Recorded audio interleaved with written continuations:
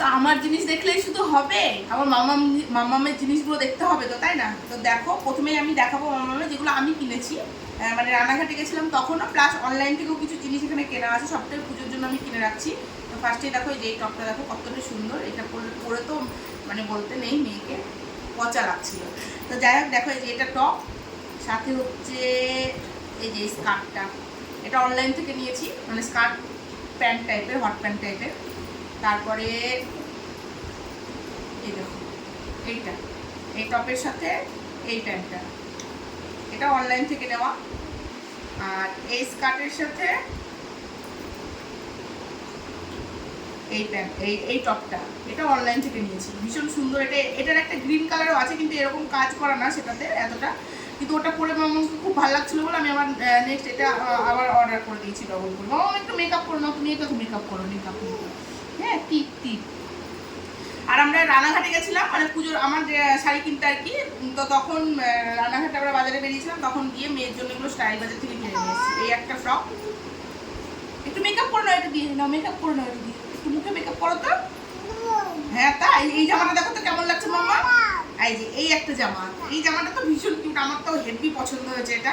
এটার সাথে এই প্যান্টটা আছে, পিন্টুটা। তারপরে হচ্ছে এই যে একটা টপ, কিউট টপটা, তার সাথে এই হট প্যান্টটা, এগুলো হলো আমার। এবার আমি দেখাবো হচ্ছে আমার মা দিয়েছে আর আমার ভাই দিয়েছে পুজোর জন্য, প্লাস অন্নপ্রাশনে পরার জন্য। এটা হচ্ছে মেয়ে অন্নপ্রাশনের দিন পরে দাদা ভাইয়ের সাথে একটু একটু ম্যাচিং করবে, দাদা ভাইটা একটু ডিপ, ওটা একটু লাইট হয়ে গেছে, কিন্তু এই ফ্রকটা আমার ভীষণ আচ্ছা আচ্ছা। এই জামাটা কেমন গো মাম্মা?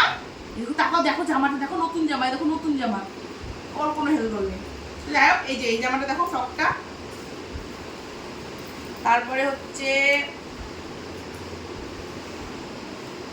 এখানে আছে আমার ভাইয়ের ছেলের জন্য এই জামাটা নিয়েছি, আমি নিয়েছি এটা, এই জামাটা নিয়েছি ভাইয়ের ছেলের জন্য, আর এটা মেয়ের জন্য, এটা হচ্ছে আমার ভাই দিয়েছে, আর এইটাও আমার ভাই দিয়েছে। দুটো, মানে এগুলো পুজোর জন্য যদিও, আর এটা অন্নপ্রাশনের জন্য। এই দুটো পুজোতে, এখনো তো পুজোতে আরো অনেক কেনাকাটা বাকি আছে ওদের, আমার নাই হয়ে গেছে। আর আমার ছেলের জন্য একটা শার্ট নিয়েছি, এগুলো সব আমার মায়ের তরফ থেকে, এখনো ওর পাপার দেওয়া বাকি আছে ছেলে মেয়েকে, আর আমার তরফ থেকে হয়েছে আর কি। আর প্রচুর গার্ডেন কিনে নিয়ে এসেছি, আর ক্লিপ কিনে নিয়ে এসেছি, ওগুলো আর দেখালাম না, অনেক ইয়ে লাগছি বাবা, চুল বাঁধাটা কেমন হয়েছে। সোনারটা দেখাই, মানে সোনারটা বলতে সোনার জন্য এই একটা পাঞ্জাবি নিয়েছি। এগুলো কিন্তু এখন যেগুলো দেখাবো সমস্তটা আমার মানে বাবার বাড়ি থেকে, মানে আমার মা, আমার ভাই, ওরা দিয়েছে, মেয়ের ছেলের সমস্তটাই। এটা আমার বরের একটা শার্ট, যেটা আমি জোর করে কিনেছি, কিছুতেই কিনবে না, জোর করে কেনা হয়েছে এই শার্টটা, অন্নপ্রাশনে পরবে বলেও কিছুতেই পরবে না। আমি ভেবেছিলাম পাঞ্জাবি কিনবো, কিন্তু কিনতে দেয়নি আমাকে। তো এই যে ছেলের আর একটা পাঞ্জাবি, পাঞ্জাবিটা আমি খুলেছিলাম, পরিয়ে দেখেছিলাম যে কেমন লাগে, কালারটা ভীষণ সুন্দর পাঞ্জাবিটার, মানে দারুণ সুন্দর, এটা অন্নপ্রাশনে পরবে আমার। সব কিছুই দেখাচ্ছি, জুতোটা এবার বাকি থাকে কেন। তো এই জুতোটা দেখো আমি রানাঘাট থেকে নিয়ে এসেছিলাম মেয়ের জন্য, তো এত কিউট জুতো দুটো আমি কি বলবো। আর যে ভাইয়ের ছেলের জামা দুটো দেখলে, সেই দুটো শুধুমাত্র অন্নপ্রাশনের জন্য, এখনো পুজোর জন্য বাকি আছে জামা কেনা।